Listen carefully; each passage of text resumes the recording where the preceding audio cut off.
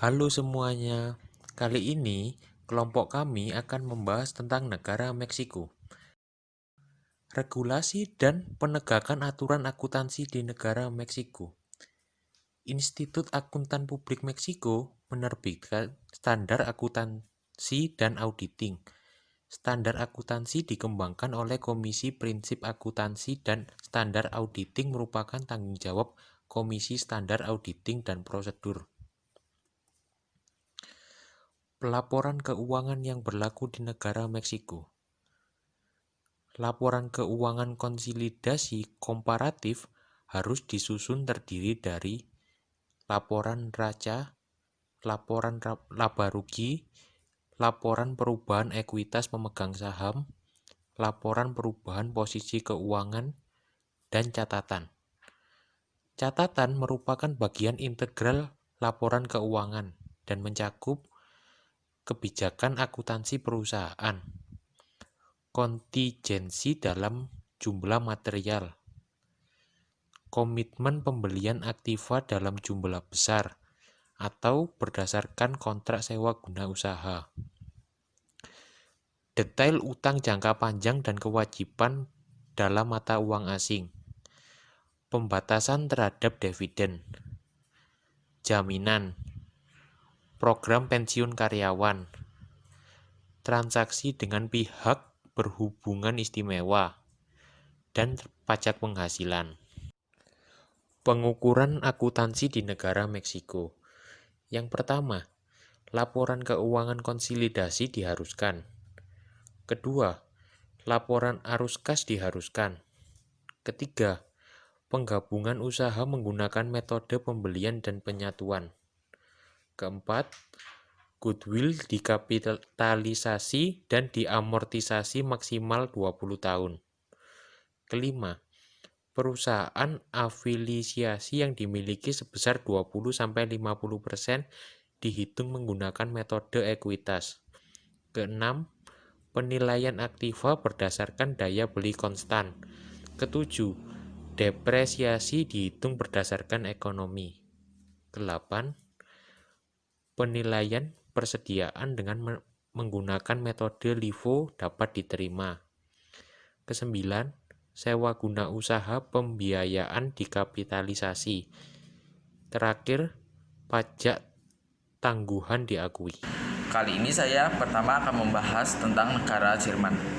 Standar akuntansi internasional negara Jerman. Negara Jerman adalah salah satu negara yang mendominasi perkembangan akuntansi internasional saat ini. Negara Jerman merupakan salah satu pendiri Komite Standar Akuntansi Internasional atau kita sering dengan International Accounting Standard Board atau yang sering disingkat IASB, dan memiliki peran penting dalam mengarahkan agenda IASB. Nah, negara-negara yang lainnya adalah Perancis, Jepang, Inggris, Belanda, dan Amerika Serikat.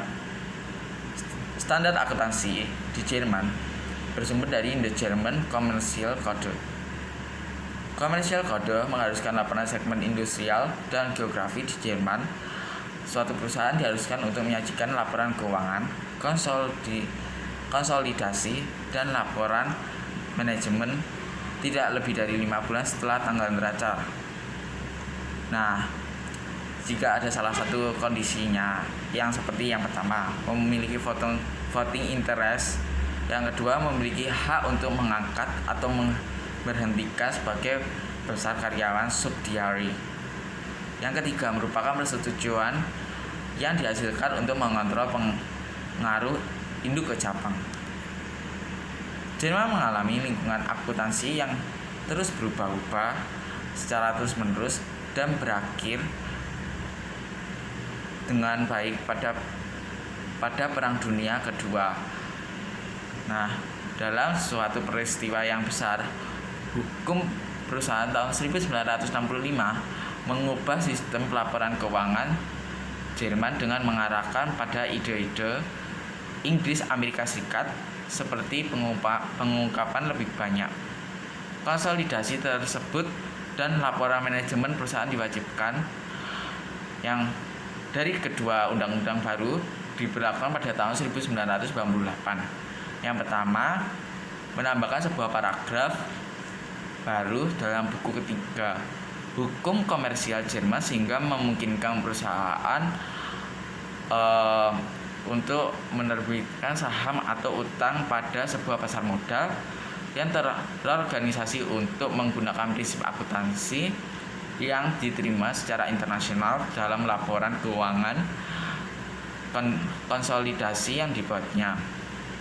Dan yang kedua, memperbolehkan pendiri organisasi sektor swasta yang menetapkan standar akuntansi atas laporan keuangan atas laporan keuangan konsolidasi. Nah, perlindungan terhadap kreditor merupakan perhatian yang fundamental bagi akuntansi di Jerman yang dimaksud dengan dalam hukum komersial. Nah, penilaian neraca konservatif merupakan hal utama bagi perlindungan kreditor. Akuntansi di Jerman dirancang untuk menghitung jumlah laba yang sangat hati-hati, sehingga membuat kreditor tidak mengalami kerugian sedikit pun setelah pembagian laba dilakukan untuk para pemilik. Hukum pajak secara garis besar menentukan akuntansi komersial. Prinsip menentukan bahwa laba kena pajak apa yang tercatat dalam catatan keuangan perusahaan. Dengan kata lain, berarti jika suatu depresiasi khusus atau yang mengalami percepatan digunakan untuk menghitung pajak, maka hal yang sama juga harus dibebankan untuk keperluan pelaporan keuangan. Nah, karakteristik ketiga dan akuntansi di Jerman adalah ketergantungannya terhadap anggaran dasar dan keputusan pengadilan. Selain kedua hal itu, tidak ada yang memiliki status mengikat atau wewenang. Nah, selanjutnya regulasi dan menegak aturan akuntansi. Nah, sebelum tahun 1998, Jerman tidak memiliki fungsi penetapan standar akuntansi keuangan sebagaimana yang dipahami di negara-negara lain atau negara berbahasa Inggris.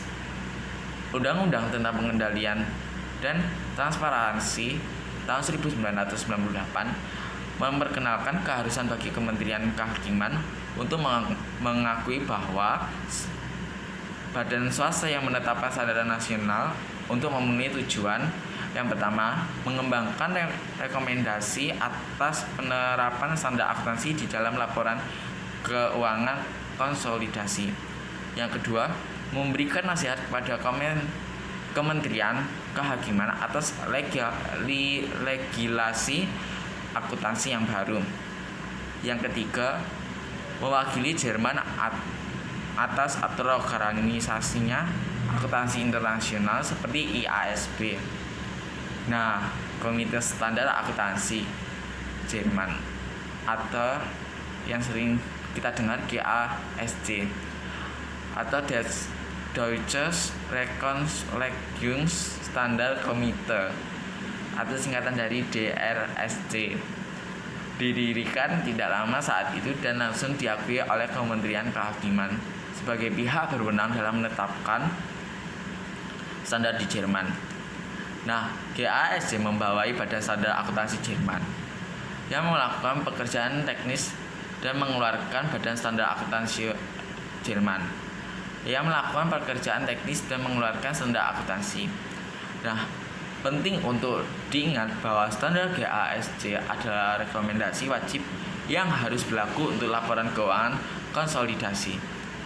Sejak berdirinya GASB telah mengeluarkan standar akuntansi Jerman yang disingkat dari GAS untuk permasalahan seperti laporan arus kas, laporan segmen, serta pajak tangguhan dan translasi mata uang asli. Nah, untuk pelaporan keuangan ada 3 kelompok: ukuran kecil, menengah dan besar, yang didefinisikan dalam jumlah dalam neraca, jumlah penjualan per tahun, dan jumlah karyawan. Undang-Undang Akuntansi tahun 1985 secara khusus menentukan isi dan bentuk laporan keuangan. Yang pertama, neraca. Yang kedua, laporan keuangan. Yang ketiga, catatan atas laporan keuangan. Yang keempat, laporan auditor. Yang kelima, laporan manajemen. Nah, Undang-Undang tahun 1985 mengharuskan mengungkapkan catatan laporan keuangan perusahaan kecil dikecualikan dari ketentuan audit dan dapat menyusun neraca dalam bentuk yang diringkas. Perusahaan kecil dan menengah juga memiliki ketentuan pengungkapan yang lebih sedikit dalam catatan laporan keuangan dan menyusun laporan laba rugi yang ringkas. Perusahaan yang sahamnya diperdagangkan kepada publik harus menyediakan laporan arus kas konsolidasi. Ciri utama sistem laporan keuangan di Jerman adalah laporan secara pribadi oleh auditor kepada Dewan Direktur Pengelolaan Perusahaan dan Dewan Pengawasan Perusahaan. Laporan ini berisi pendapat terhadap prospek masa depan perusahaan dan khususnya faktor-faktor yang mengancam kelangsungan hidup perusahaan. Ciri utama sistem laporan keuangan di Jerman adalah laporan secara pribadi oleh auditor kepada Dewan Direktur Pengelolaan Perusahaan dan Dewan Pengawasan Perusahaan.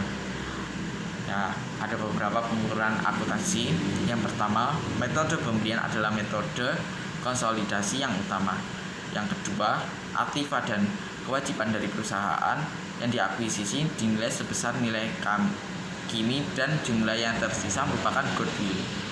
Nah, yang ketiga, goodwill dapat dihapuskan terhadap cadangan dalam ekuitas atau diamortisasi secara sistematis selama umur manfaat ekonominya.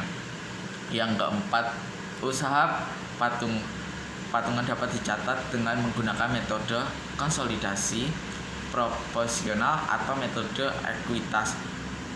Yang kelima, biaya historis merupakan dasar untuk menilai aktiva berwujud. Yang keenam, persediaan dinilai sebesar nilai yang lebih rendah atau biaya atau pasar. Metode yang digunakan untuk menghitung biaya adalah FIFO atau rata-rata tertimbang. Yang ketujuh, biaya penelitian dan pengembangan dibebankan pada saat terjadinya.